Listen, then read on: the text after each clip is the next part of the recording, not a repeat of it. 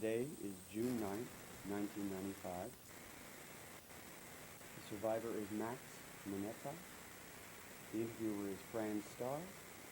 We're in Toronto, Ontario, Canada, and the language of the interview will be English. This is an interview with Max Moneta. Today is June the 9th, 1995. We are in the city of Toronto, Canada, and the interview will be conducted in English.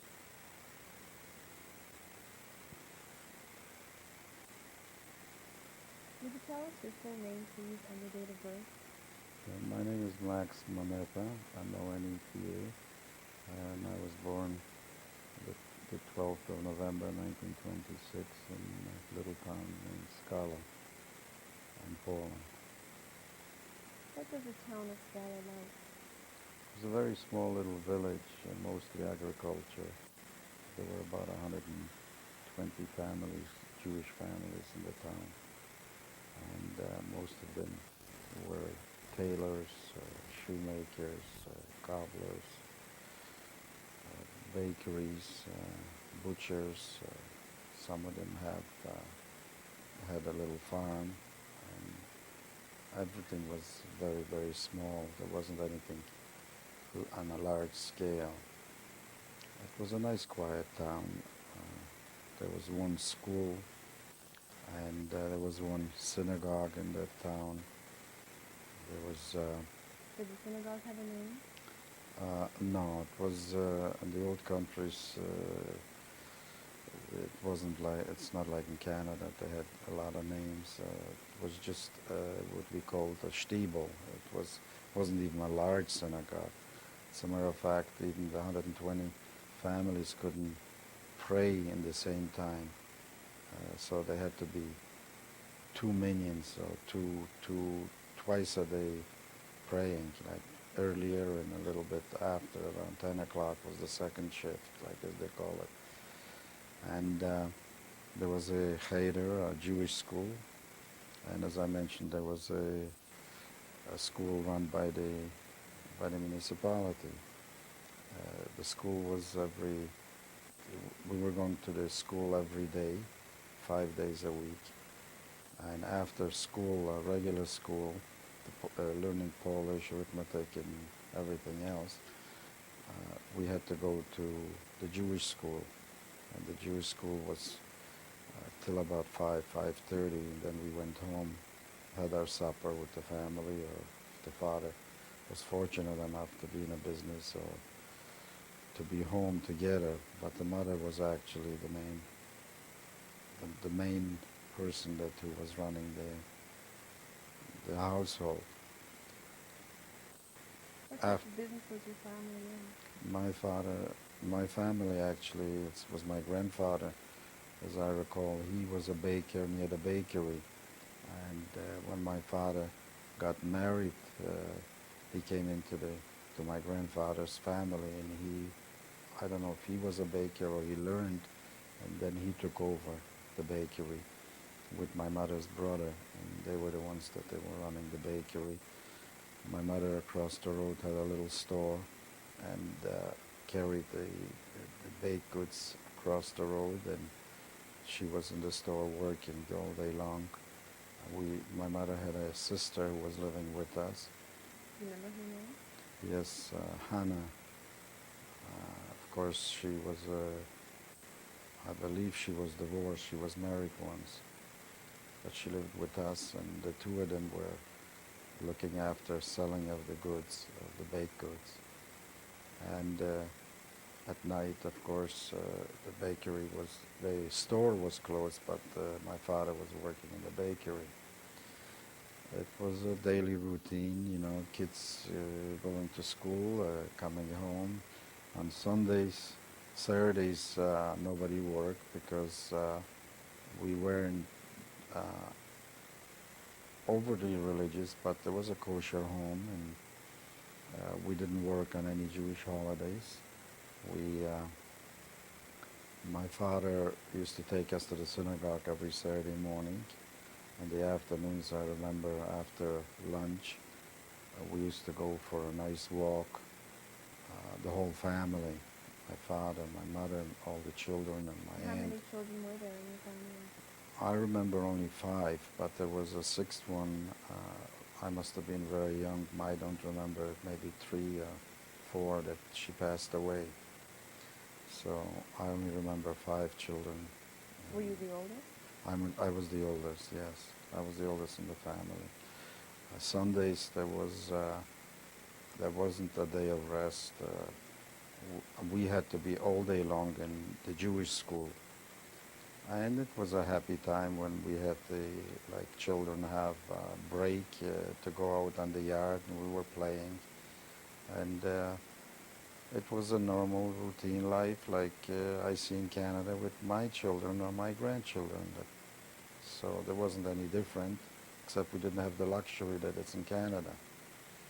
But we tried to make games and be happy, and even with the little we had, we were happy children. Usually children don't know that the parents can't afford things like that. On holidays, it used to be that the parents used to buy us new shoes, used to make maybe a new suit. The suit was consisting of the father wearing the suit for 20 years, and later on they turned it over on the other side and the son had a suit made. That it was quite a happy family.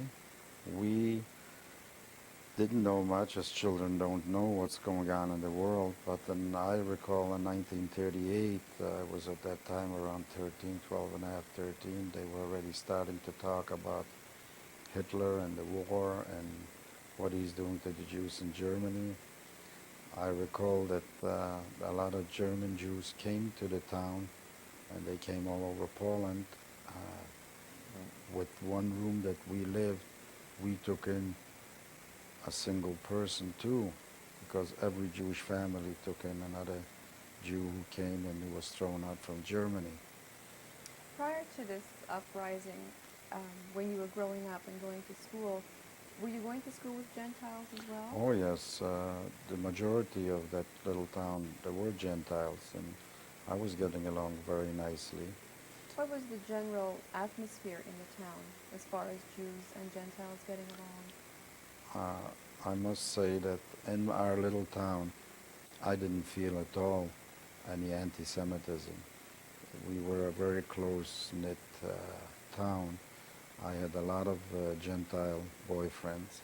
As a matter of fact, I used to go with them to the field to look for a day off or some holiday that we spent time watching the cows or taking the horses. My father had in the bakery, as I mentioned, that he had a bakery, and in order to deliver breads to other towns, we used to have a horse and we had a wagon. And I used to go with them in the evenings, to the pond with the horses to water them. We used to ride bareback. We had a very, very good time. On weekends, we used to see each other. Of course, we lived so close that we couldn't miss each other. So I had a pretty happy upbringing and pretty happy, what should I say, a relationship with Gentiles and Jewish boys. Did that relationship start to change? No. It's a matter of fact, when at the beginning of 1939 or the end of 38, when in big towns, the anti-Semites used to stay in front of the Jewish stores and not to let Gentiles in to buy in Jewish stores. In our little town, they used to come from other towns. So in our town, nobody was actually that he stayed in front of a store to scream, don't buy in a Jewish store or boycott the Jew. So did your family feel relatively safe in this We town were, of Scala? yes, we were very, very safe. We had no problems. There was no vandalism at all, or that anybody should come and call me a Jew, a dirty Jew, or whatever there was. There was hardly anything like that. I didn't see that at all. When did things change? Actually, things didn't change till the Germans came in. When the Germans invaded Poland and they came in to our little town,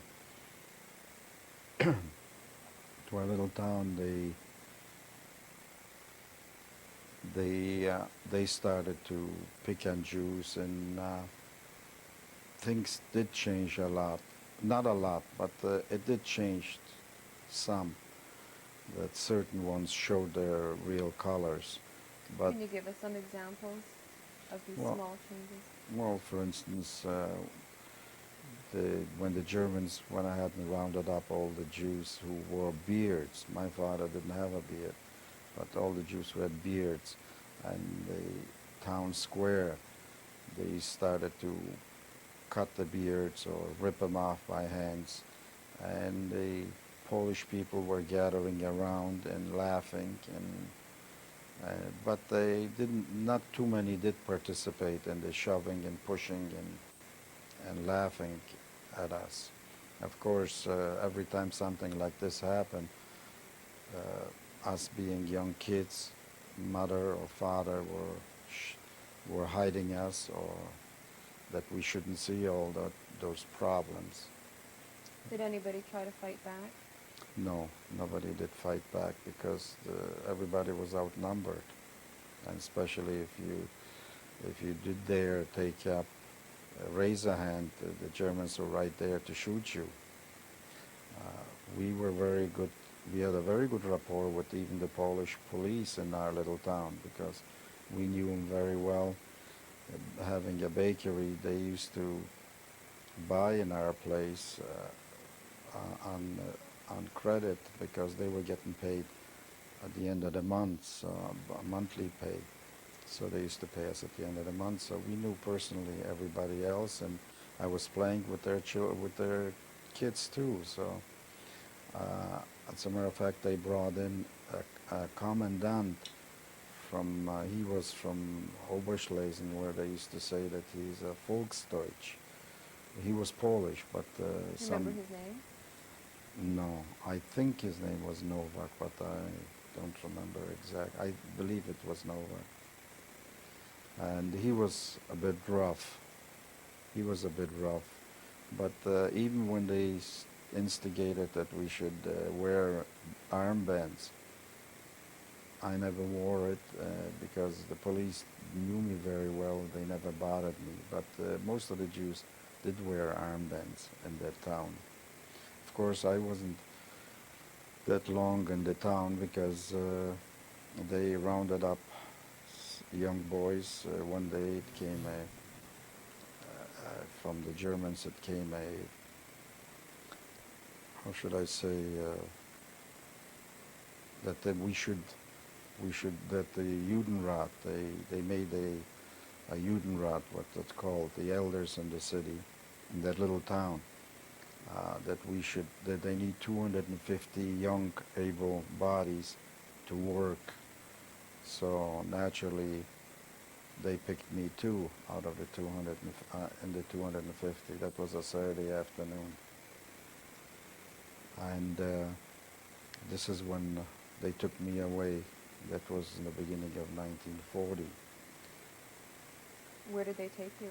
They took us to another little town. It's called Oitzów. And we were sitting there for about 2-3 days in jail. They kept us there. Afterwards, we had to march 23 kilometers to Krakow. It's a town. It's quite a big city, Krakow. There, When they took you away, what happened to your family? the family remained in town.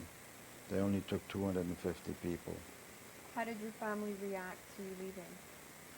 The family reacted to my leaving, crying, because nobody could say anything. Uh, Nobody could stand up and say that I don't want to send my son, because we had to go.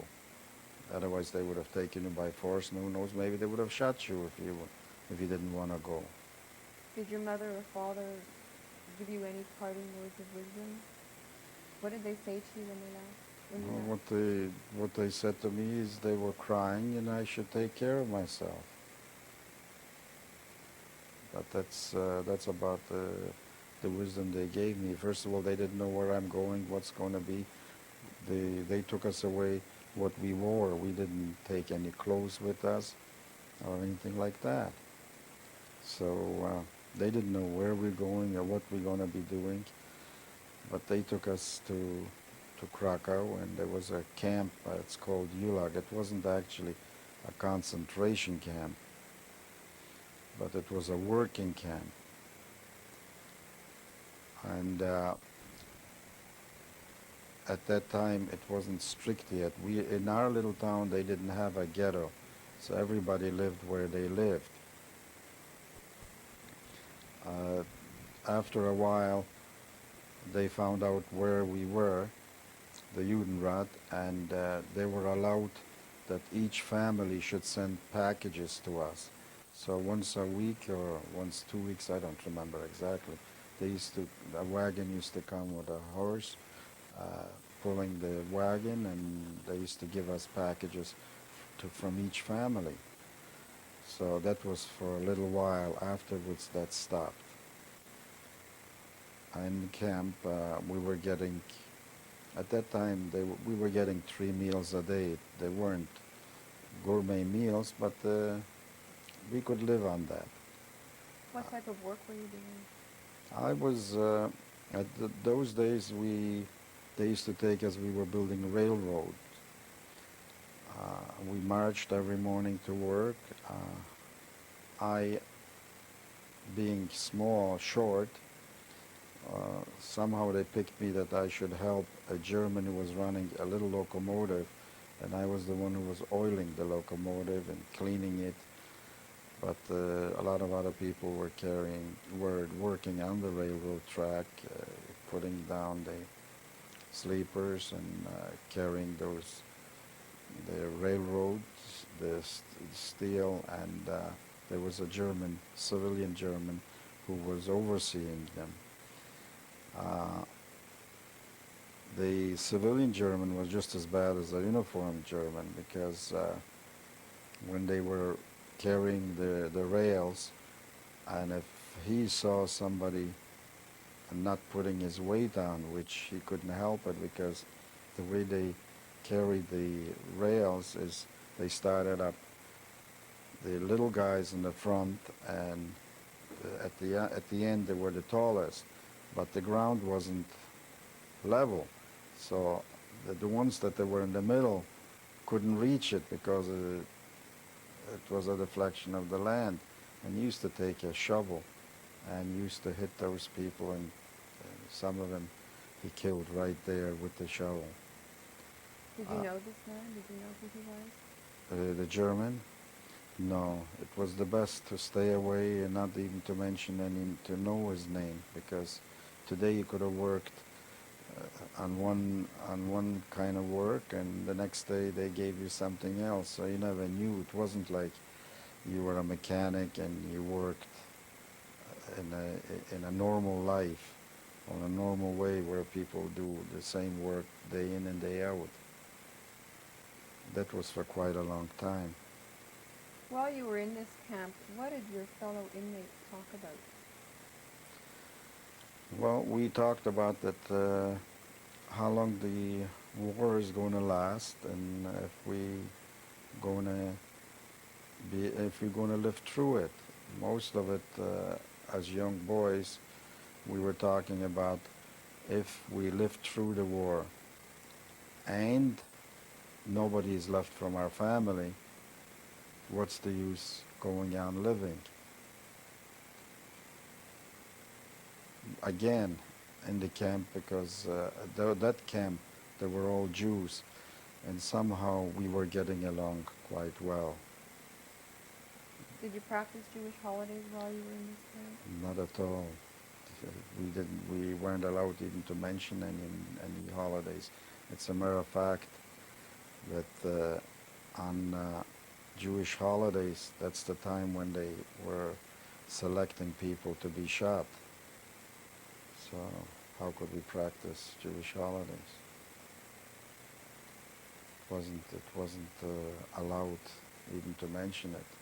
I remember in that little camp, the latrines, the toilets were outside, and some of us wanted to relieve ourselves in the middle of the night. They went out with the underwear, and a lot of them were shot.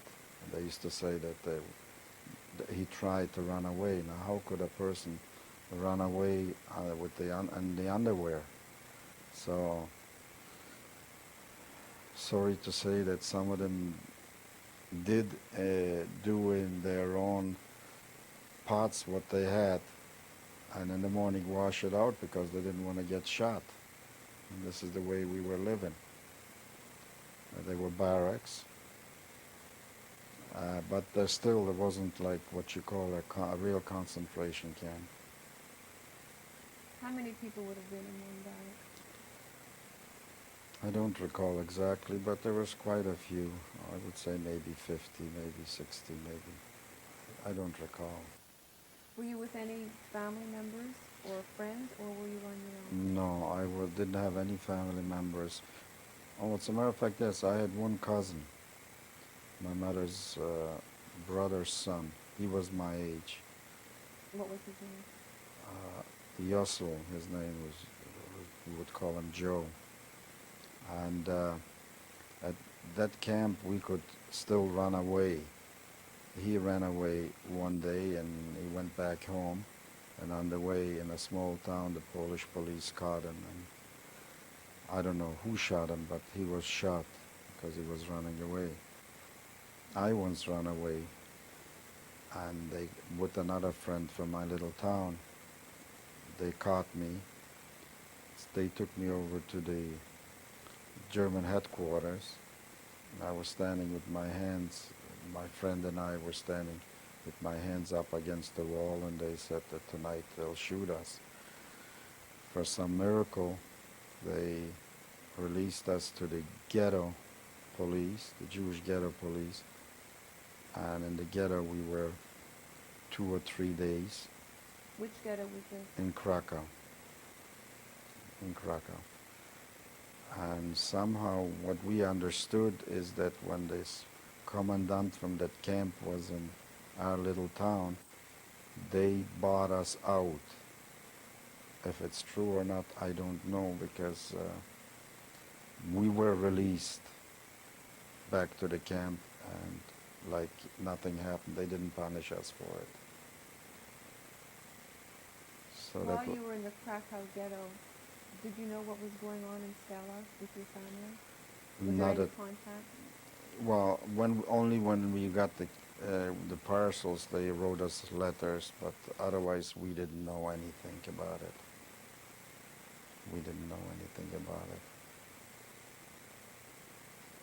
When did you eventually find out what happened to your family? One day, they brought in a transport of new people, and amongst them was my father. So naturally, we seeked each other out, and of course I was very happy, and he told me the story that they took all the Jews from Skala to a town of Slomnik. I think it was about maybe 15 or 20 kilometers from our town. They gathered all the Jews from around Slomnik, and they were sitting there for a week. That's what my father told me. Then there was a selection, the women and children on one side and able bodies on the other side. And this is how my father came to the camp. And he was with me for about 2 weeks. In this ULAG camp. in this ULAG camp, yes. And what type of work did he do? Well, same thing. It wasn't any factory work. Strictly building roads, building railroads, and that was the only thing that in this camp we were doing. There wasn't any other. There were no factories that we could go to. What did you talk to your father about during that time that you were with him? Well, we talked about the misery that we're living through, and he was telling me, where I forgot to mention it to you, that in 1939 they took my father to the Polish army because he wasn't yet 40 years old, so they were mobilizing people who were 40 years, who were under 40.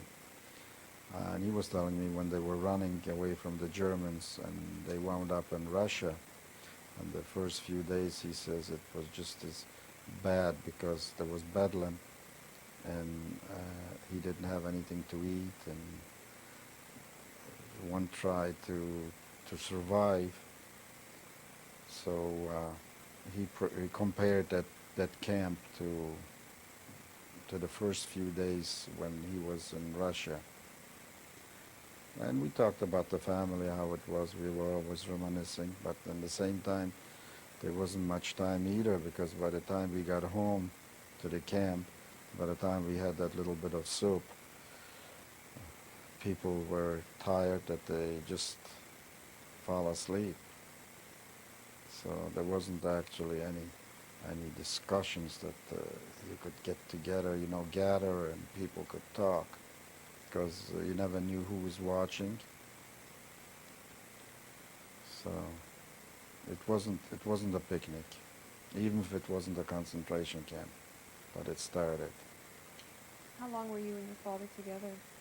We were about a couple of weeks, and word got around, I don't know how, word got around that the Germans were saying any Jew who hid while there was the liquidation of that town of Jews, if they come out, they'll give him back their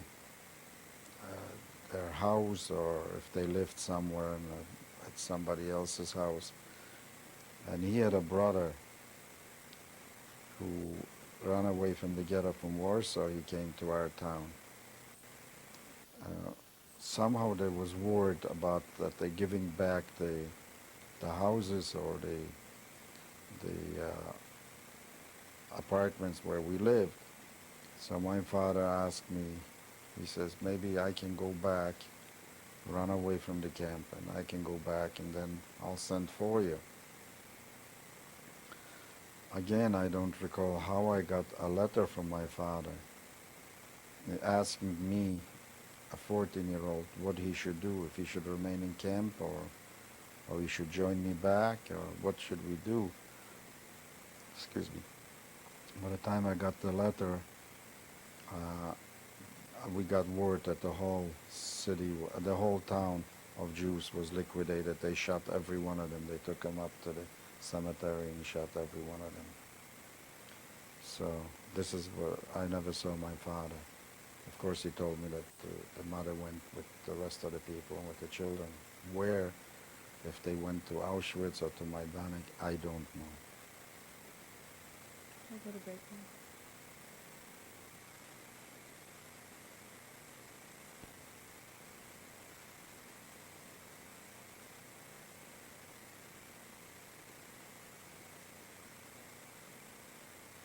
Sue? I understand that you wanted to discuss what happened in your town in 1939, just before the war.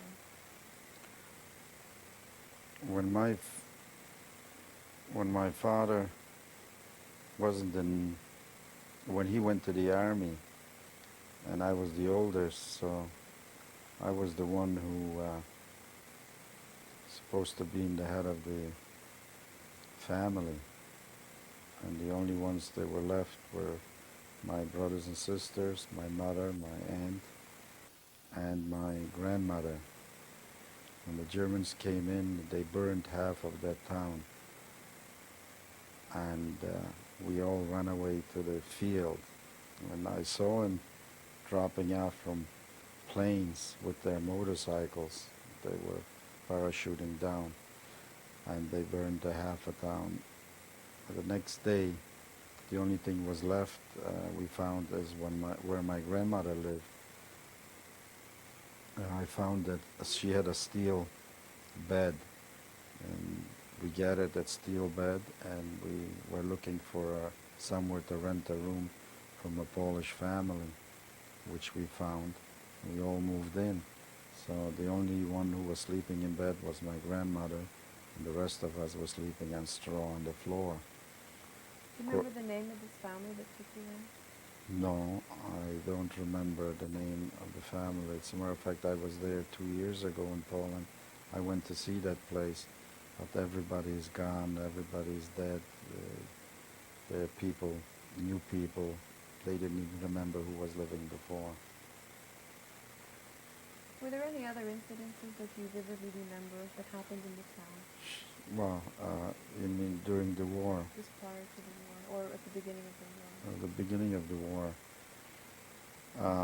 We, as I mentioned, that we had a bakery, and we had a horse, and I was the bread giver, so my mother was scared that I should go ahead and be like a taxi driver. I used to take people from one town to the other. In the beginning, the Germans didn't bother us that much.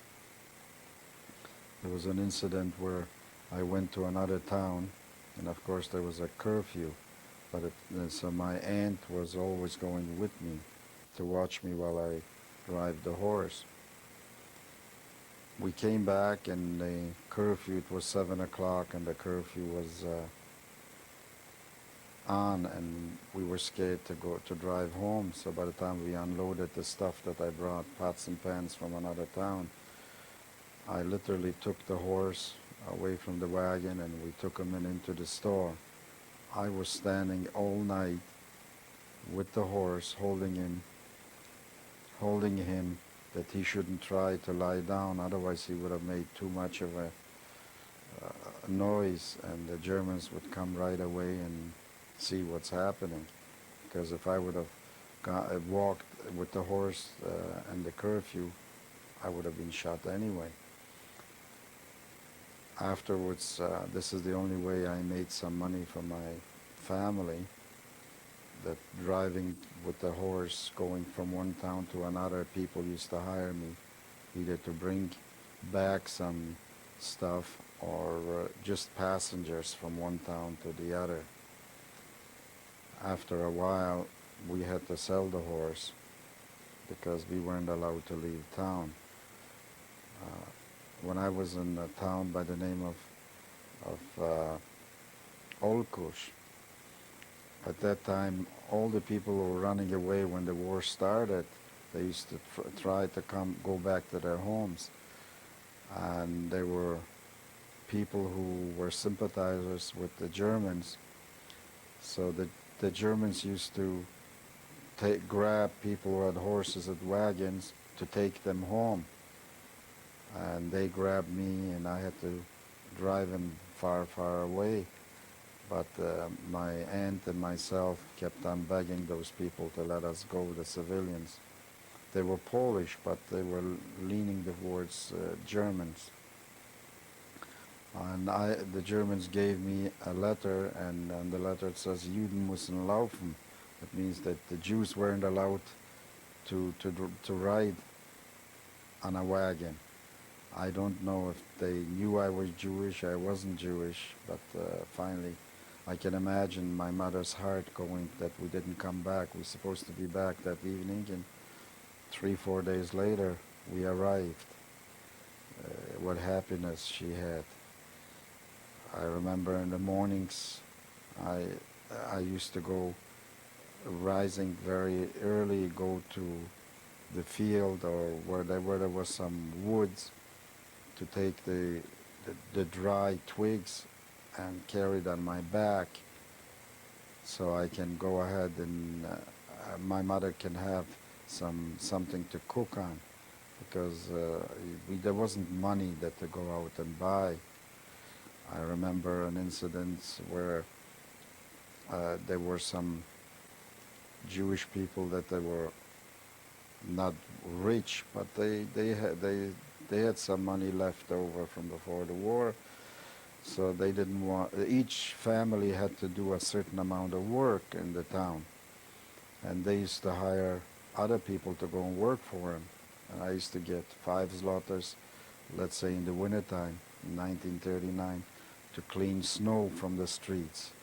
Or when we were building a road, there was a certain norm because they were stones that they were limestones. So we used to have a hammer. They gave you a hammer and you used to break in small little pieces like gravel. And this is the way they were making roads in Poland. It wasn't, there was no asphalt. So that's the way I used to make the few pennies, the few zlotys that my mother could buy something and cook something that we should be able to eat to feed us. My father was still in Russia. So it wasn't a picnic. Okay, so let's talk about what happened then after the town in Krakow was liquidated. Oh, yeah, going back, and I was still in Ulag, and I don't know where I got the guts. They were looking for carpenters or cabinet makers. They needed 7 people to go to the ghetto from Ulag to work in a factory in ghetto, because the ghetto still had like factories from carpentry and shoemakers and tailors to do all the work for the Germans. So they picked me out, and 7 people. They used to, a soldier used to watch us and used to march with us from Ulag to the ghetto every day, till finally they decided that why walk every day back and forth, that we should go to the ghetto and live there. How long a walk would that have been? Oh, that would have been probably about an hour and a half in the morning and at night. So we lived so they moved us into the ghetto, and we went ahead and they assigned us a room, and we were working in a factory where we were cutting on bandsaws, wooden saws from wood. We were making saws, and then shoemakers used to put the top on so people could, I don't know if it was for the camps or even for certain people that were selling, and this is what we worked. We were there for quite a few months. And What were living conditions like? in the ghetto, it was shooting and murdering and people disappearing, but life was going on, if you call it normal. Life was going on. You got up in the morning, you went to the factory, you had some bread, you had something to eat. There was a kitchen. There was a kitchen, like it wasn't a private kitchen, but it was a public kitchen where you could go there and fetch your food. And so it was like a normal living, and especially when you're young. When I was that young, I don't think it bothered us. We knew in what position we are, but we couldn't help it. You said that there was shooting. Why were people getting shot? For what reason? Oh, they just showed up. A German wanted to come in and have some fun. So whoever happened to be on the street, or he could tell the Jewish policeman in the ghetto, give me 2 or 3 guys, or bring me out 2 or 3 guys, and for no reason at all, he would shoot them. And what would happen to these bodies? Or to these bodies, probably take him away. They were disappeared. I don't know where. There was no crematorium in the ghetto, so I wouldn't know. We weren't that much interested, you know. She was shot. You get hardened with these kind of things. So after a few months, one Saturday morning, there was an announcement that they're going to be liquidating the ghetto. So for us 7, we weren't that heartbroken as the rest of the ghetto people, because we came from the camp and we're going back to the camp. Not that we knew exactly where we're going, but we assumed that we're going to the camp. So they lined us all up, and this is an incident that I saw with my own eyes. Right in front of me, there was a lady wearing a knapsack on her back, because you could take something. We didn't have anything to take, us 7. But the ghetto people, they came from homes, and some of them even lived there for years, because this is where they lived before the war, when it was Poland. And the commandant said to, I don't know if he was a commandant or not, but an SS man. He said, what have you got there? So she says, some clothes. So he says, well, let me see. She took down the knapsack, and long and behold, there was a little child in there. He took that child from her. He says, don't worry, the children's camp isn't ready. It'll be ready in a few days, so she remains in the ghetto. What happened to that child, I don't know. But the woman went to the camp, and so the woman had to stay there, because if she would put up a fight or something like that, she would be shot right on the spot. It's like killing flies. Finally, we found out when we started to march. They marched us to the camp. Now, by then, they created a camp on the other side of this Ulak camp. It's called Plaszow. So when we came there, the next morning, they knew already that I was a carpenter, and I was assigned to build barracks. There was a Jewish cemetery where Plaszow is, where that camp was. And I was building barracks there with other people, so we could live in it. These headstones we used to use as either piers to hold up the barrack, or as sidewalks. And after we were finished with the barracks, they created a carpenter shop. So naturally, they took me to the carpentry shop. And that's where I worked in Plaszow, is in the carpentry shop. I recall an incident, it was Yom Kippur, and I remembered the verses where it says, who shall live and who shall die, and the way they were selecting people. We were lined up in one row, and we were going through, Germans standing on each side of us, and whoever they wanted to burn or shoot or whatever, they just kicked them. But I was lucky they didn't pick me. And I worked there in the carpentry shop. We were doing furniture, we were making furniture, we were making all kinds of handles for picks and shovels, everything that they asked us to do. There was a foreman, and we worked 9 hours or 10 hours a day, and then there was another shift at night.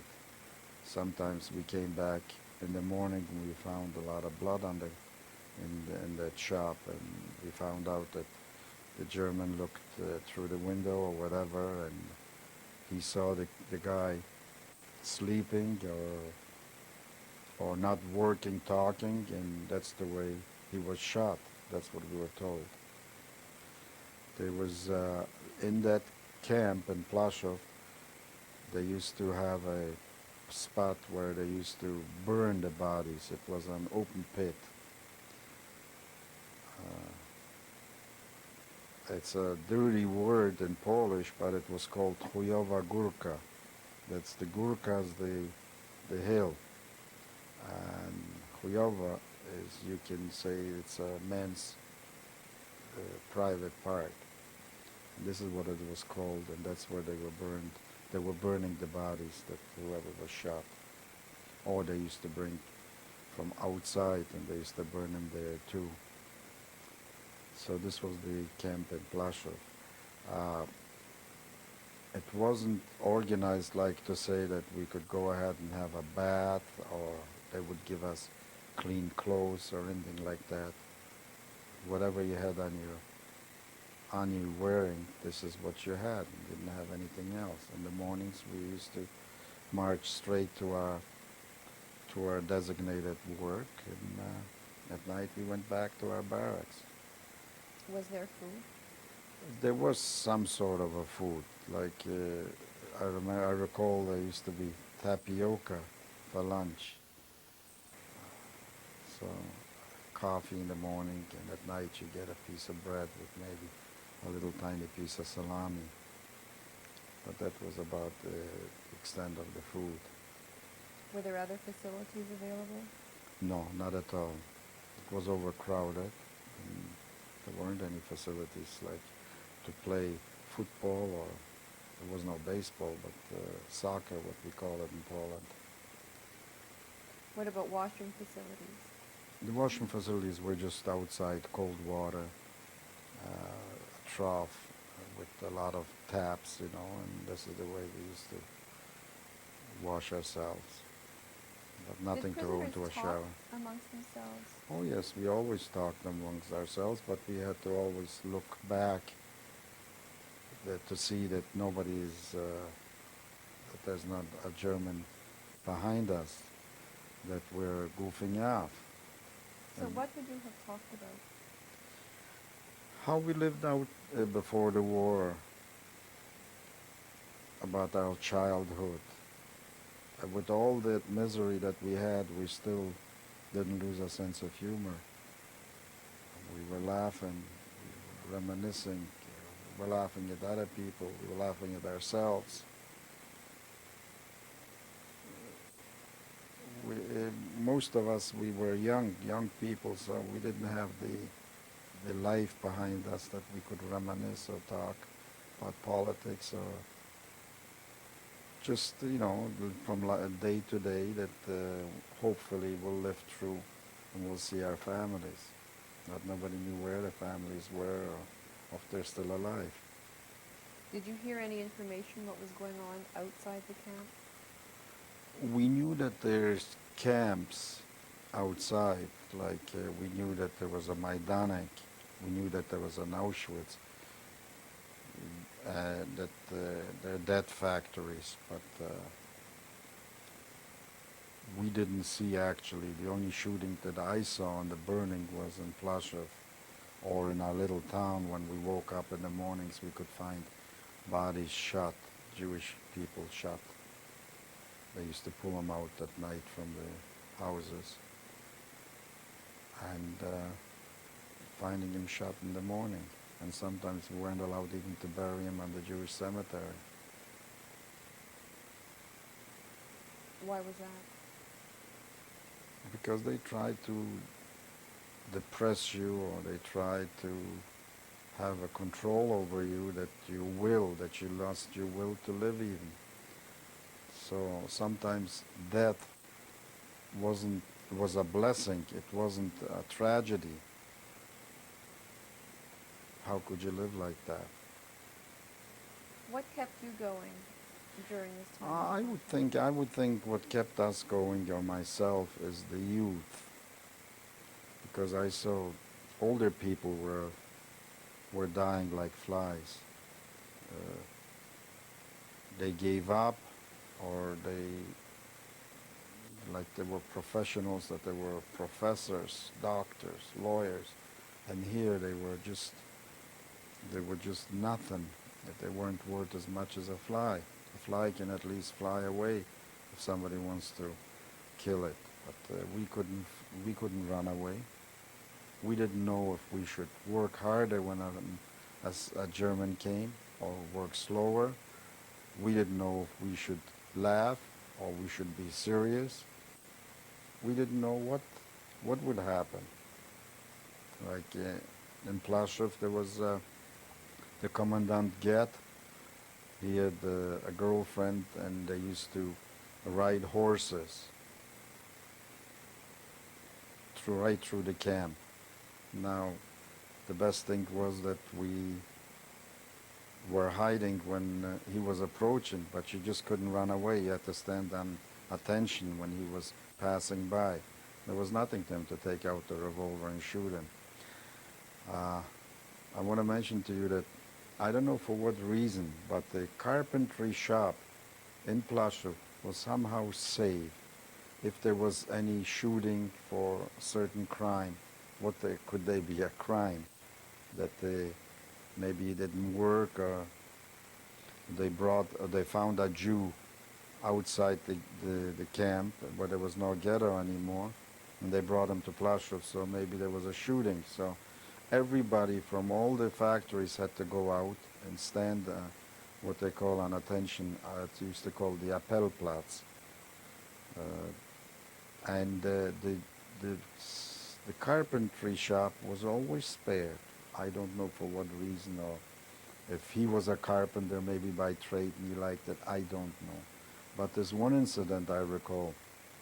They did take us out, and I happened to be the second or third row. I had a very good view.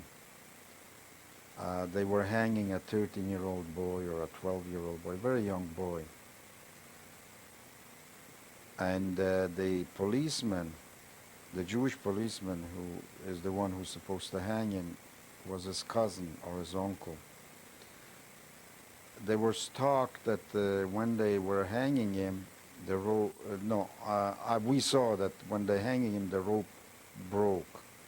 Well, I understand that on the Geneva Convention or whatever, if they hang a person and the rope breaks, that man goes free. The commandant said to him, bring another rope, and if it breaks again, I'm going to hang you.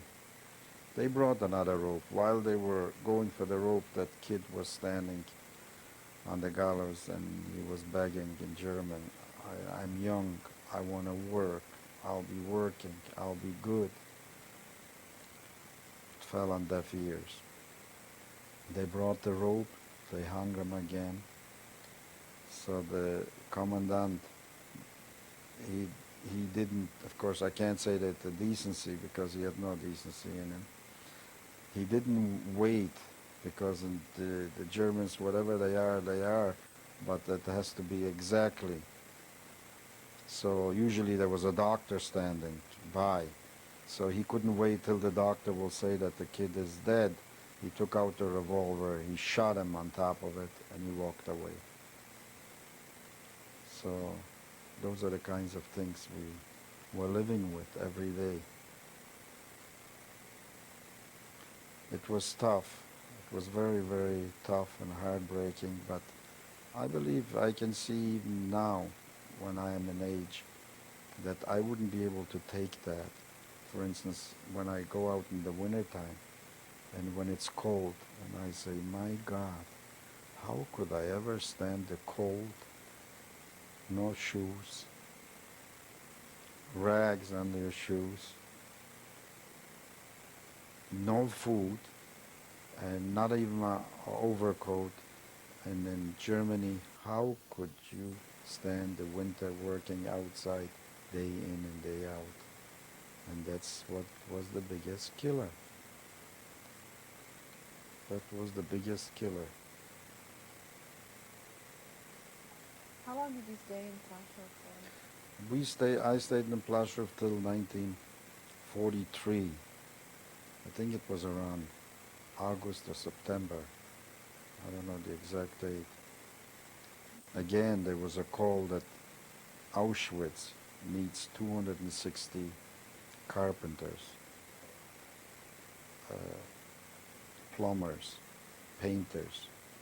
So they gathered some people, and a lot of people were volunteers. I think I volunteered. And they took us with the railroad car. They took us to Auschwitz. How long a ride was that? From Krakow to Auschwitz, I would say it was probably about an hour and a half, I think. What were the conditions on the train? Well, we were closed and closed in. The ride wasn't that long, but till they loaded us and there was no food. It's not that we left and they gave us provisions for the ride. There was no food, there was nothing, and we were closed in. So we arrived there, I don't remember, 5 or 6 hours or 7 hours later. Were people afraid because of what they had heard about Auschwitz? We were afraid, but again, where there's life, there's hope. Where there's life, there's hope. So you believed that you were going to working position? And that's what we were thinking of, that we were going to working condition. They brought us into Birkenau, where the crematorium was. They loaded us down from the railroad cars, and we marched to Auschwitz itself, What the did main you camp. see during that march from Birkenau to Auschwitz? Well, what we saw is in Birkenau we saw a lot of barracks and electric wires around it, and we saw the chimneys smoking, and the smell was very, very bad. It's like flesh burning, and I don't know if it's the fat from the people that there was a fire like I see sometimes when I pass by the Queen Elizabeth. There's a refinery and close to Burlington or Oakville, and the fire is gushing out from the chimney. This is exactly the way it looked. Exactly the way it looked. And but again, they marched us right away to Auschwitz and the main camp. Were you afraid after seeing the chimneys and smelling the bodies? What was your first impression? We weren't afraid, or we were afraid, but what would you say? You're going like to the slaughter. We didn't know what happened. What's going to happen to us? But it was about probably a half an hour to an hour walk to the main camp in Auschwitz, and they put us into their houses, their two-story houses built from bricks. And of course, when you walk through the gates, it says "Arbeit macht frei," that work makes you free. And we were sitting there for about 2-3 days. We didn't do anything. We didn't know what they're going to do with us or where they're going to do with us. Yeah, After take a two, break.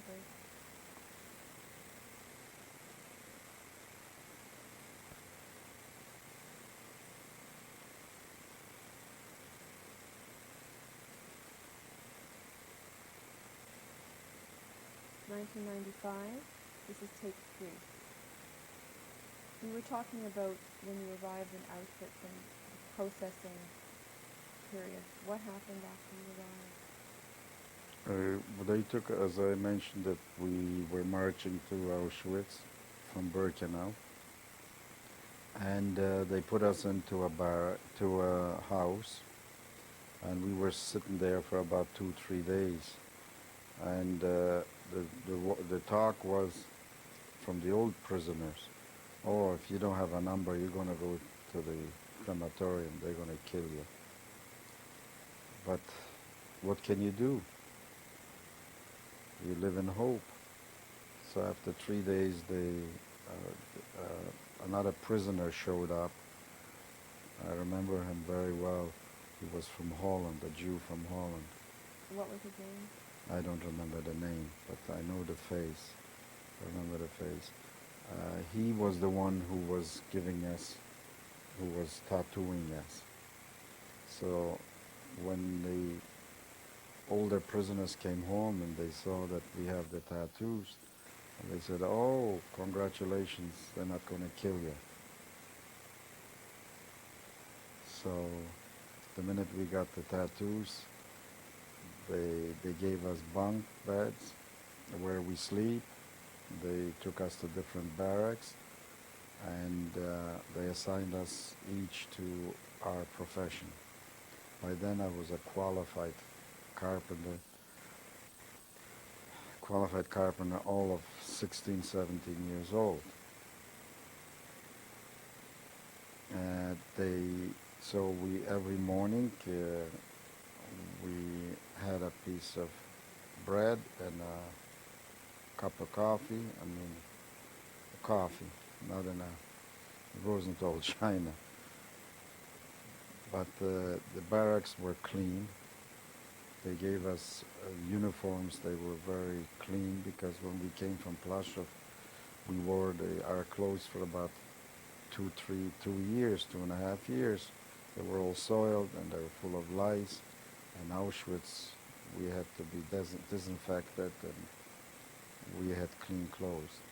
And I worked in a factory there were Germans who were communists. They put them in to concentration camps. I worked with Polish people, Christian Polish people, Ukrainian people, and it was nice in a warm place because, you know, where we make furniture you have to have heat, and I was fortunate enough to be working always in the inside, and I think I credit this for my living today is because I was lucky enough to have work inside, because when you looked outside you could see how people used to die from the cold, and of course they were hungry. And life was going on every day, and if somebody ran away, if they caught him, they brought him back to Auschwitz, and we had to witness the hanging. And they even had a symphony orchestra while they were hanging him, they were playing. Sunday mornings we could get razors, and we could get machines we had to cut all our hair from our head, and we had to be shaven. On Sunday morning, we didn't work on Sunday. I don't recall if it was 10 o'clock or in the afternoon, I believe. We had to go outside. Every barrack had to line up outside, and they had to count us. The same way as when we were going out to work in the morning, we were staying for about an hour, half an hour. They were counting us that nobody escaped. And if somebody escaped, we could stay God knows how long. Or when we came back to work, we were marching. And there were Germans or Ukrainian Ukrainians who were in the German army. They were Lithuanians from Latvia. They were all watching us around the perimeter or taking us to work while we were marching. Sometimes I recall at night, not that anybody escaped, because even a dead person, if he died outside the camp, you had to bring him in, because as I said, German's Pünktlichkeit, that means that has to be accounted for, every one of them. We could stay till midnight, or they made a mistake even in counting. We stayed outside if it was winter or cold, and you wouldn't dare sit down on the ground or fall. If you fell down, then they finished you. So we had to stay on attention. And I didn't have it too bad at work, because at that time the Polish people and the German people who were prisoners, they were allowed packages from their home. So they didn't eat that food, the camp food, and they gave it to me. So I had plenty of food in Auschwitz. And So you got along reasonably well with fellow prisoners? very well, yes. Was there any infighting? No, there wasn't infighting. If you kept because most of the time, every nationality was grouping together. So in other words, Jews were again together, so we were all in the same boat, so we weren't fighting. Even the prisoners from other nationalities were discriminating against us like it's life. But I'll tell you a story. For instance, in Auschwitz there was a prostitution house. The Polish people and the German people were getting chats or whatever. They were allowed to go even to the prostitution house. Jews and Russians weren't allowed to. So they were running a pretty good ship. The work was fine, and I was coming back home on Sundays. As I said, we were washing ourselves, we were cleaning ourselves, and if they found one louse on somebody, the whole camp had to be disinfected. They could kill you, but you had to be clean. In the mornings, when we were lined up to go to work, again, I had two friends of mine from my little town that we were three of us together. The SS was walking between us, rows. We were in rows of 5 or whatever. And there was a selection always. So one of my friend from my town, they took away. He was tall, he was handsome, he was good looking. So you didn't know if you're short or you're tall or you're bad looking or if you have a long nose or a short nose. I don't know what. What was his name? Do you recall? Who this? His name was Elbaum. Yeah, there were two brothers, Elbaums. The younger brother was working with me as a carpenter too, but the older brother wasn't. Before the war, he was a very religious guy, that older brother, and as a matter of fact, he was going to be a rabbi. So they took him away, and he disappeared. So you don't know what how do you say it, angel watching over you.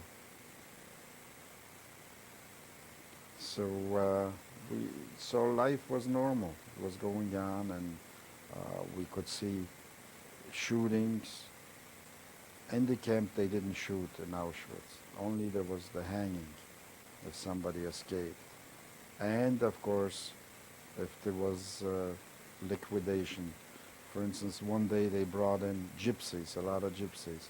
And inside the camp, they just put up barbed wire all around them. They were there for a few days, and then one morning we wake up, and they were all gone. There wasn't a trace of them. So the saying was that they went to the crematorium. But the stench every day, we were going to sleep with it, and we were waking up with it, and we could see it every day. On Sundays, we used to go out and walk like the streets in the camp, like to see friends or see acquaintances or get acquainted with everybody else.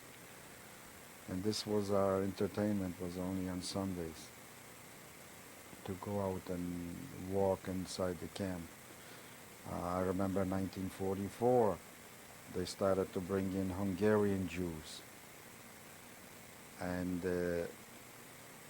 to us at that time was a joke, but when you think back, it's not a joke. They told them, when they brought them from Hungary to Birkenau, there was the selection. The man went to work, they took him to work to one side, the women and children went to the other side. And they told him, well, you'll be able to see him on weekends, you'll come visiting. Of course, we knew that that's not the truth, and when we tried to tell them that it's not true, they used to get mad at us. How do you know? We used to even fist fights. Well, when you arrived in Auschwitz and these prisoners who had been there for quite some time told you what the rules were, did you believe them too? Oh, sure. I have friends of mine. I'm 174-107 my number, but I have people here that are 87 and 88, and they were from the beginning, and they lived through. Jewish people, I have friends of mine. What type of things would you have been told by these older prisoners when you arrived? That it was much, much harder in the beginning. It wasn't as clean as it was when we arrived. Uh, they used to beat him much more. A German wasn't allowed to hit you inside the camp. You had to be really, did something really drastic. I mean, they were hanging you, but, it was order. It was an order. We could see that some people were throwing themselves up to the electric wires because they couldn't stand anymore. They were going crazy. We saw there was where they used to bring in women. There was one barrack where they used to bring women to Mengele used to do the experiments, and we saw him walking every morning for air. I don't know if it was for medicinal purposes or whatever. Or they had to have air to do some more experiments. There was a hospital inside the camp, but in the hospital when you went there, a lot of them disappeared altogether. They used to take, there was a time when they were taking prisoners out from Auschwitz to other camps. That's what we were told, but I don't know. Either they went to the crematorium or they went to other camps too, because they needed there some more people to work. So what happened when someone got sick? Would they go to the hospital? They went to the hospital, and some of them did come out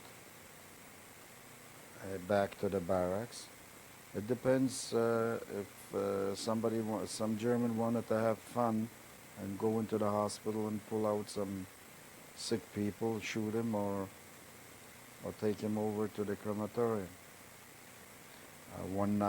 Nights, not one night, but many a times, they used to wake us up, selection. While you were in one row, you had to get undressed, make from all your clothes a bundle, hold it in your hand, and running naked. And on one side, there were German SS, and on the other side, and you were running in the middle. Of course, I wasn't introduced to Mengele, but we had a good idea who he was. And he just either he hit you with his stick or he kicked you.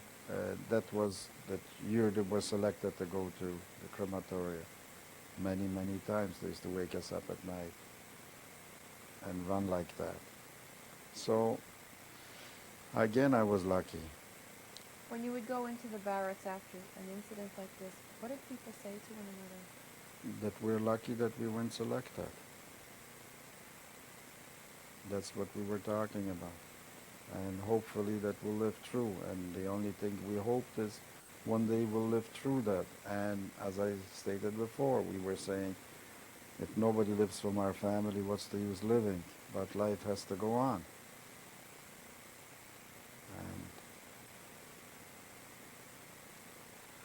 And it was rough. The only thing it was good is that it was clean. And it was very little food, but it was regular food. It was regular food. So I was there till 1945, when we heard that the Russians are coming closer. We could see airplanes, Americans or English, I believe they were saying, flying over us, and we could hear the bombing. I worked on the third floor in the carpentry, where we made the furniture, was shaking. So immediately they rounded us up and they took us back to camp.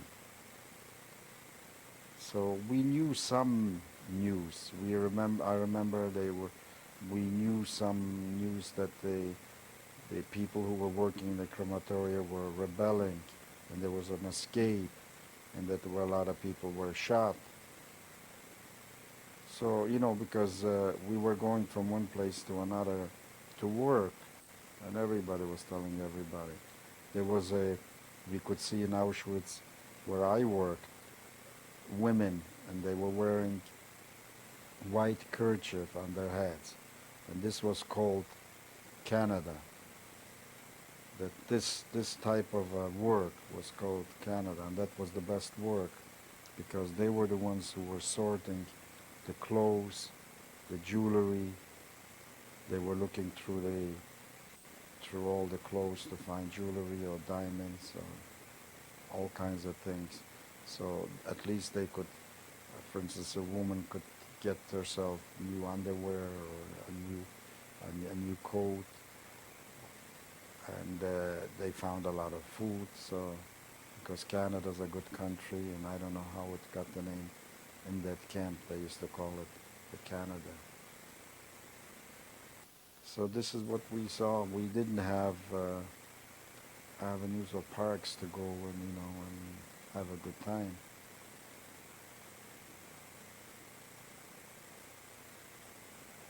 What happened after Auschwitz? Well, in 1945, in January 25th, which, by the way, I found out the date at the Holocaust Center in Washington, that's the day they took us out from Auschwitz, because we didn't have a calendar there. They were words that the Russians are very close. They opened up all the magazines, with the food, and all the prisoners were starting to rob and grab all kinds of food and wines and good stuff.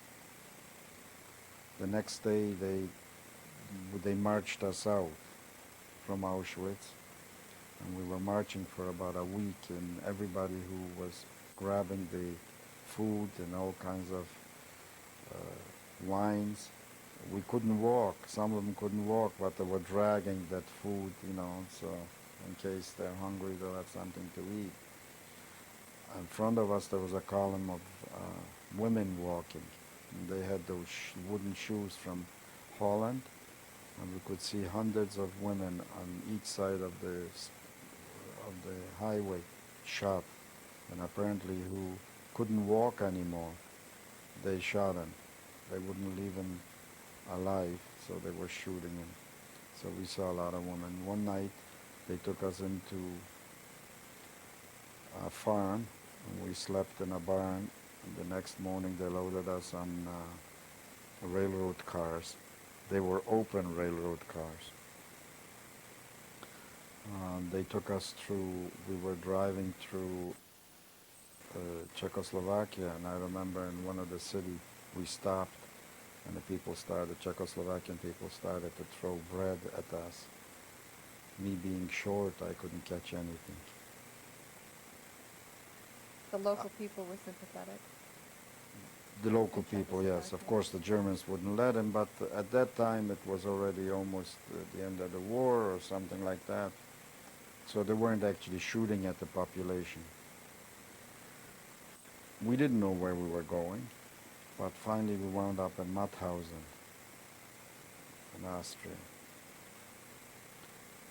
They unloaded us on the railroad station, and we walked to the camp, and I recall it was a big hill, uphill. When we arrived there, we slept on the outside. It was in January. It was very cold. It's winter. We slept outside on the snow. All the prisoners, by then, the same friends, the same people who we arrived from Plaszow together to Auschwitz, and from Auschwitz we walked out. So we were huddling together to keep warm on the snow. What were you wearing? I think I recall I had the uniform, but I had a long coat, because when they opened up to run away from Auschwitz, when they were taking us out, I had a long coat. And after 2-3 days, they took us into and they gave us baths. They took away all our clothes. They gave us underwear. And before going out from that room, there was again a selection. I had a friend of mine from my city that he lost his arm before the war as a young kid, playing near a machine, and lost his arm. So there were Polish doctors. So they marked him that he should go to the crematorium because the minute there was something wrong with you, they were the first ones to go. Finally, he struck up a conversation with him, and he says, where did you lose the arm? He lied. He says, well, I was fighting with the Germans in 1939 in the army. He was just the right age. He was older than me. So the Polish doctor went ahead and led him through, and he erased the mark or whatever he had on his back. As a matter of fact, he lived through and he went to Israel. He's not alive anymore today. His name was Freifeld. So they took us out after we were bathed, and they gave us underwear. They took us out again on the cold weather, and they told us that we're going to go to a camp by the name of Ebensee. To us, by then it didn't matter if it's called Ebensee or if it's called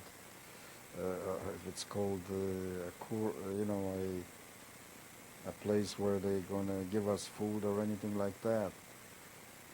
When we arrived there, it was between two mountains. The camp was between mountains, and it was at night. The mountains were lit. I don't know for what reason, but they were lit with little lamps, and it looked to us like it was a beautiful place. They took us into a barrack where they used to dry the clothes, and the wires were about eye high. For a while, we all thought that these wires are electrocuted. They're going to electrocute us all. But actually, we found out it was for laundry, to dry the laundry. And then they assigned us to barracks. And this is where I was very, very unlucky, or there were no factories, but we were building inside mountains. They were building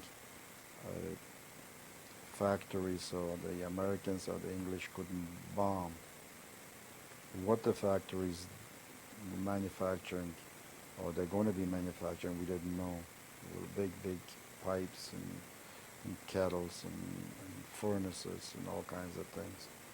And it's not like in here where you dig in a mountain that you have all kinds of protection that nothing should fall from the ceiling. Down there was no protection. So we worked, and they marched us every morning to that camp, to the work and back. What were conditions like in this camp? Very bad. In Can that you camp, describe them? it was very, very bad. The barracks weren't heated. We didn't get regular food. We didn't have the baths like what we had in Auschwitz. The lice were starting to eat us up because they were prisoners from before. We were only getting in the morning a bit of coffee if it didn't run out. By the time you were ready, you were next in line to get coffee, so there wasn't any more, so you went without coffee. For a while I worked night shifts, and this was the worst one. This was the worst killer, night shifts. Why? Because there was during the day they wouldn't let you sleep in the barracks, and at night you had to work all night. So that was the biggest killer. We used to walk on the railroads, where the railroad was, and the snow and the shoes that if anybody had a pair of shoes, I had a pair of wooden shoes, and I had rags and as socks.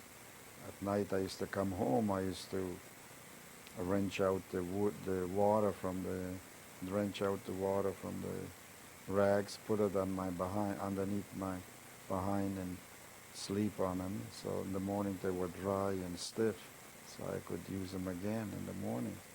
So conditions were very, very bad in that camp.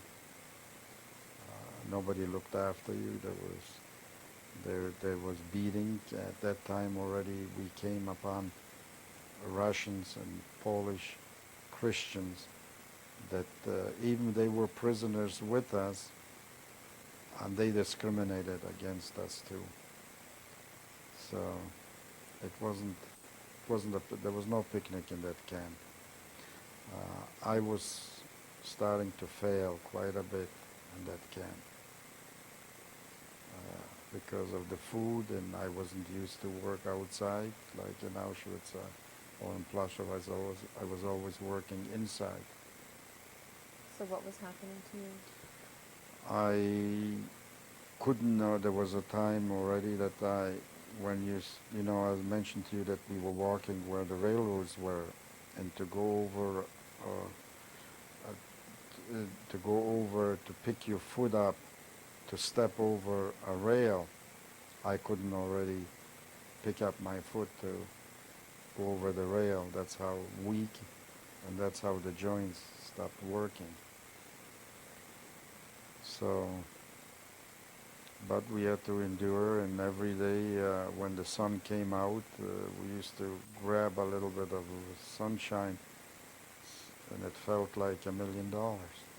Were there any other physical indications that you knew you were starting to fade? The skin on my hands, you can see, the skin on my hands were starting to split. My thighs, the skin used to start splitting. And I believe that within time I would probably perish too. Was there ample food? There was hardly any food. There was hardly any food. At lunchtime, we used to stop at 12 o'clock for supposedly food. If we used to have German overseers, and when he was peeling his apple and it threw the skin on the ground, we were 20, 30 people used to throw it at that piece of peel, that we should be able to have a bite. That's how bad things were.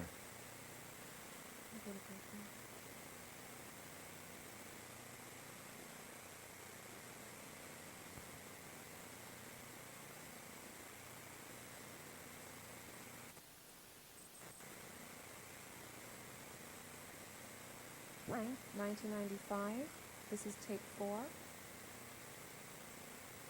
We were talking about conditions in Ebensee and how your body started to fail. Yes, the lack of food or hygiene and work outside on the snow, this contributed to my downfall. Bodies we used to see on the scattered all over the camp.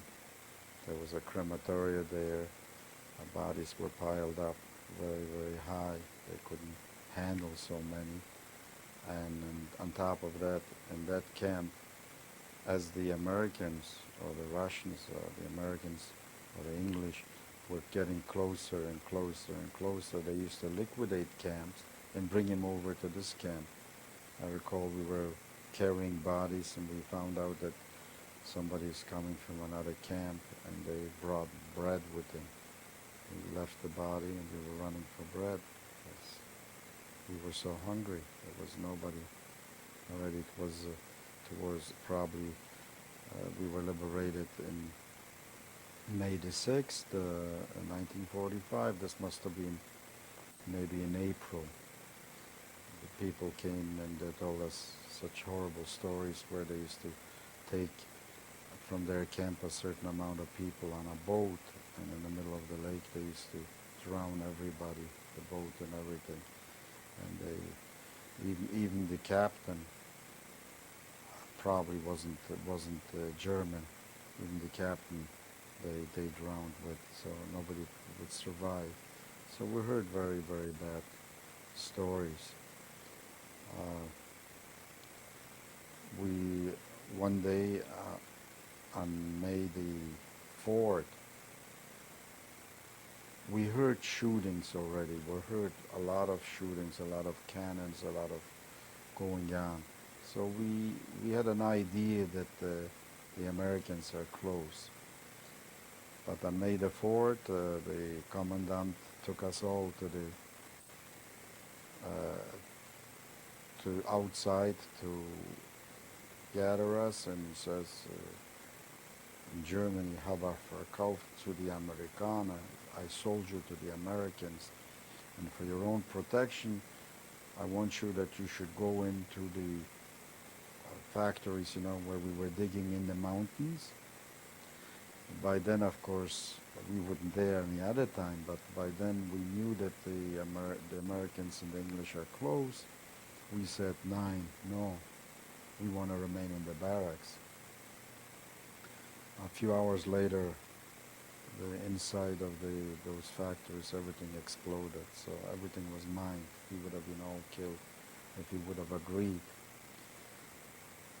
A day after, the next day, on the 5th, we wake up, and there was already old Germans of 70, 75 years old with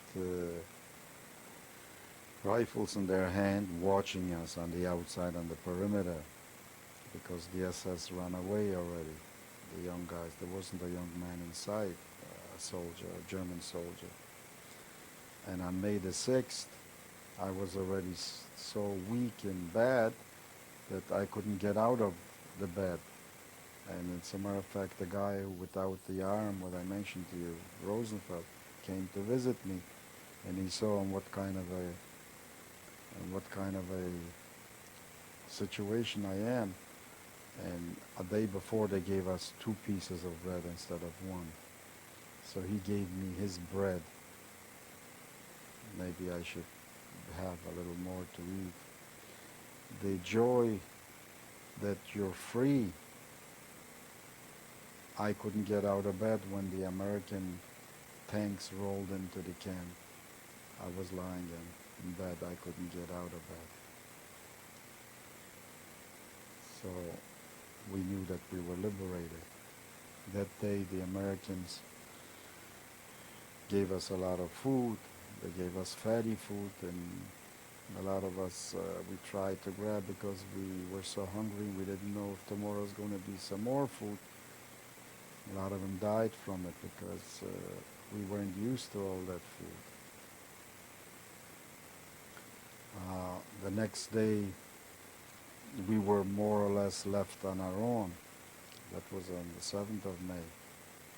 So in order to survive or to have something to eat, because there was no food in the camp that somebody should, because it was all a battle, and I started to go on the streets in Adense and beg for food.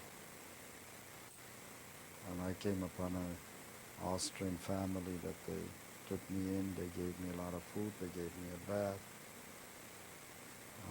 They put me to bed, and I couldn't sleep because, they have those big cushions here. For 4.5 to 5 years, I was used to use as a cushion my muscle on my arm, and on a wooden boards. And here it was a soft bed. They burned all my clothes because it was full of lice, and they gave me their own food. And for about 2 weeks I was walking there. I used to go there, and they gave me food, and I believe that this is what put me back on my feet. Remember the name of this family? No, I wouldn't. I don't remember. When you're young, you had some experience, and you move along. Then there was there was whispering that there's a lot of Jewish soldiers from the Haganah, from the Israeli brigade, and that we can go to Israel, to Palestine. There was no Israel then. In 1945 there was no Israel, it was Palestine. That we can go there. Of course, a lot of people, friends, went back to Poland. Somehow I didn't feel like going back because we didn't have a house in Poland. We lived in somebody else's rentals. And the talk was, I knew my father was shot, and my father told me that they took my mother and the kids away, my uncles and aunts. So what's the use to go back to Poland? What would I find? Being a young man, I wanted to have adventure. So they took us to Italy. They took us to Salzburg from Ebensee. From Salzburg they put us on trains, and we went to Italy. And in Italy they took us to a city by the name of Modena. We stayed there for I would say about a couple of weeks or so. From there, they put us on trains again, and they took us to a town by the name of Santa Marina di Leuca. There they assigned so many people to each house. We were under the UNRWA there, and the United Nations gave us food, gave us lodging, and we were assured that we're going to go to Palestine. A lot of my friends were selected before me to go to Palestine. It's called Aliyah Bet, that was underground. The English were blockading. A lot of them they took them to Cyprus. We heard back, a lot of them did go through straight to Palestine. My turn wasn't yet.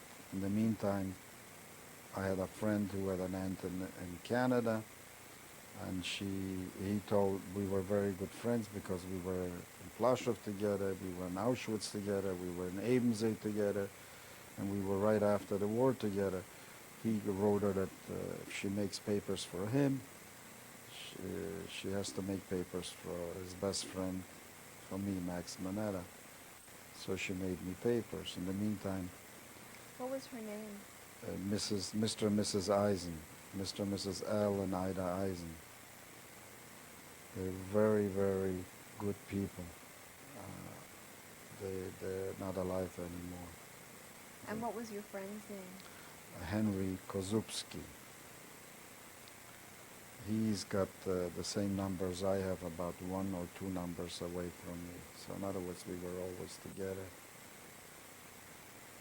The Americans, the American Jewish Congress, or whatever they call themselves, they were finding families too to adopt us because we weren't 21 yet, so we could go as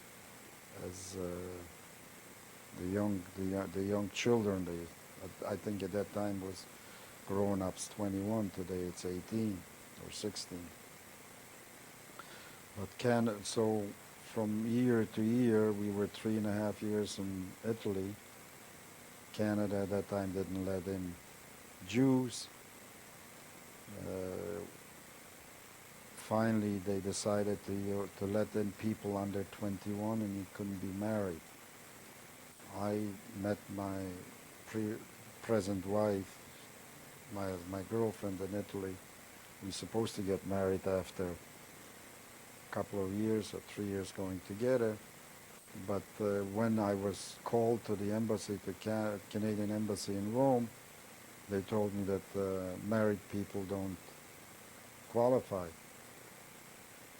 So we postponed the wedding, and I came myself to Canada, and I left in April, and I arrived to Toronto May the 2nd, 1945. And those people picked me up Mr. and Mrs. Eisen picked me up at the railroad station in Toronto and took me to their home, and I couldn't wish for any better home. And they weren't rich, they were poor people. He was a tailor. They took me in as their own son. After a while, the nephew, the real nephew, my friend, he came 2 months earlier. He moved out from the house. He wouldn't be able to get along with them, but me they adopted as their real nephew. And I lived there for 6 months till I called my wife over as a fiancé, and we got married. They paid for the wedding. They tried to get me jobs, and as I say, they looked after me like their own son. They didn't have any children, but in their older days they adopted a girl. And I'll never forget him as long as I live. And there wasn't a day, I'm not trying to brag, but there wasn't a day that when I came home from work that I didn't phone him. Or Sunday to go over there. They loved cheesecakes. So I used to take over with my wife and we spent some time with them. They were wonderful, wonderful people. And from there on, I started to build my own life. By now we have 2 children, Stan and Fred, and we tried our best. I started, when I came over, I went to a factory and I was a cabinet maker. From cabinet making I went to work on construction, which paid more money. And a year and a half, 2 years later, I went on my own and I never looked back. So I'm in business for about 45 years on my own in the construction business, building houses, building apartments, factories and stores. My 2 boys, we put them through university. Stan is an electrical engineer and he's got an MBA. Fred is a civil engineer. For a while they worked for other people, and for the last 10, 15 years they're together with me in business, and thanks God that they are with me, and I'm very happy that they're with me. This was my biggest aim in life, that they should work with me together. Stan is with me for about 15 years. Fred is with me for about 10. And I must admit that we never had an argument yet. I wish that someday they would answer me and give me an argument. By now they are married. Stan has 3 children by the name of Daniel, Jonathan, and Carolyn. Fred married. As a matter of fact, they married the same month, but not the same year. Stan is 20 years married. Fred is 15 years married. And how many children does Fred have? Fred has 4, and there's Lauren, Katie, Gregory, and Jacqueline. I'm very, very proud of them, and they're a very good family. As my boys were growing up, we were lucky again. I'm lucky in my life. They never smoked. They never indulged in any kinds of shenanigans. They were the best students, always A students. How has your experience in the Holocaust affected how you raised your children? At the beginning, for years, we didn't talk about them. We didn't talk to him. Maybe because we came over to a foreign land like Canada. I had to start building from scratch. I came with $2, and the highest gave me $10 in Halifax. We had to buy from the first plate, to a stick of furniture. We were busy working. As I look back, my grandson Daniel, I talked to him more about the Holocaust as to my own kids. Maybe because I was too busy working. Sometimes I worked on 2 jobs, and I worked even on Saturday and Sunday. So I must thank my wife that she brought him up properly, because I didn't have that much time spent with him. You indicated you didn't talk very much about your experiences. Did you nightmare? Yes, I forgot to mention that. I had nightmares every night since I came out from the camp, since I came to Canada. Would you describe those nightmares? Seeing myself, most of the time seeing myself being next or being already in the ditch where they're starting to shoot. Even if I didn't experience to see my parents being taken away, that I am with my parents and my father is trying to hide me and he wants to go first and I am hiding from one room to another. Even as today, it affects me very much when I drive in my car, either to a job or to the office, and railroad cars, trains go by. I can see myself in them. I can see myself, the tanks and the trucks, the military might, what Germany had, that I shatter. And sometimes I have to pull off the side to get my exposure back. It's very, very bad. I never promised myself. I always promised, not never. I always promised myself that I won't go back because Poland and Germany is soaked with Jewish blood. But as years go by and you want to see for the last time in 1993, I decided to go back to Poland to see my little town. And my wife went with me. And we saw the houses, we saw the cemeteries, but there's hardly anything left. In my town there was a cemetery with all kinds of stones. There isn't even one stone left. It was only the Polish government put a monument on it. One thing it did for me, I want to say that before I was in Auschwitz, I visited Plaszow, I visited my wife's town, I visited my own town.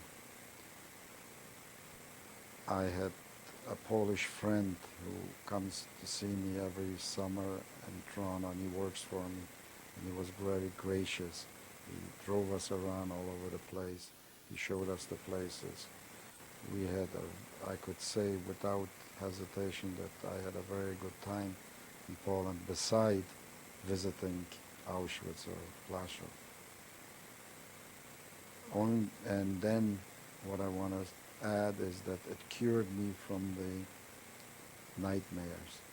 Since I came back from Poland, I don't believe I can count on my hands how many nightmares I had, maybe 2 or 3. I didn't have, it cured me, so it did one good thing. What is your message to the world? My message to the world is that what I see in being now, living now and being 68 years old, that the world didn't change. There's still hatred, and there's still killings going on, and there's still Nazis, and I hope and pray that I have children and grandchildren, that they are not going to go through what I went through. And I hope that all the nations in the world one day will get together and they'll say, enough is enough. That it doesn't matter if you're black or white or yellow or green. That people are people, and everybody wants to be here on this world, that we're in such a short time, that we live in peace and in harmony. Mr. Moneta, thank you very much for giving us this interview. You're very I welcome. understand there's some pictures that you want to share with us. Yes.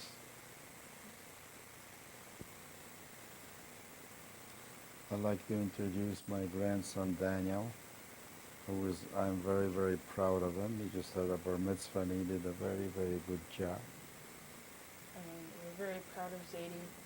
He's been through a lot the times that he had during the war, and as hard as it is for him to tell us about it, he likes to tell us about it because he wants us to know what happened and to know what happened to him. We're very proud of how he survived through all he's been through.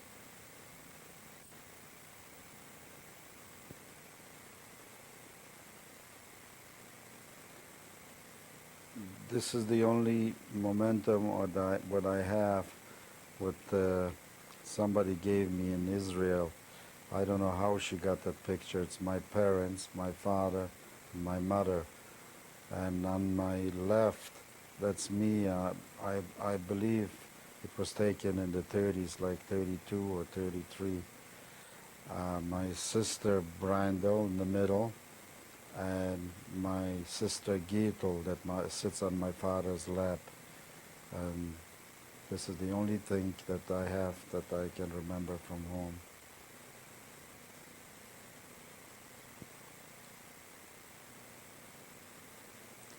This is a picture of my older son Stan and his wife Judy on their wedding day. And they're 20 years married, and this picture was taken in 1985. And 1975, I'm sorry.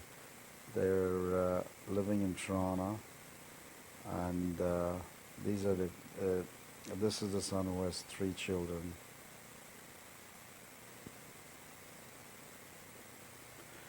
This is the picture of my second boy, Fred Moneta, and his wife Kim on their wedding day. The picture was taken and where the reception was, and he's working with me too in the business.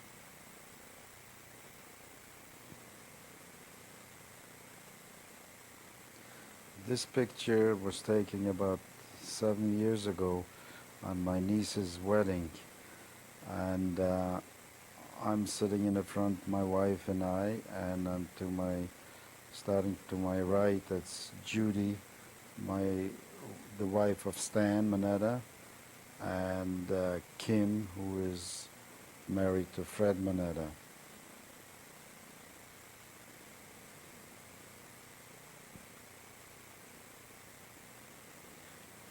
Those are 3 pictures of my older son Stan Moneta and Judy Moneta.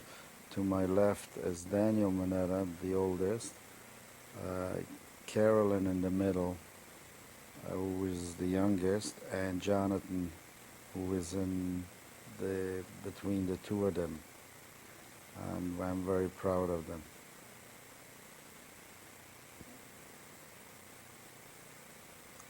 Those are 2 children of my younger boy,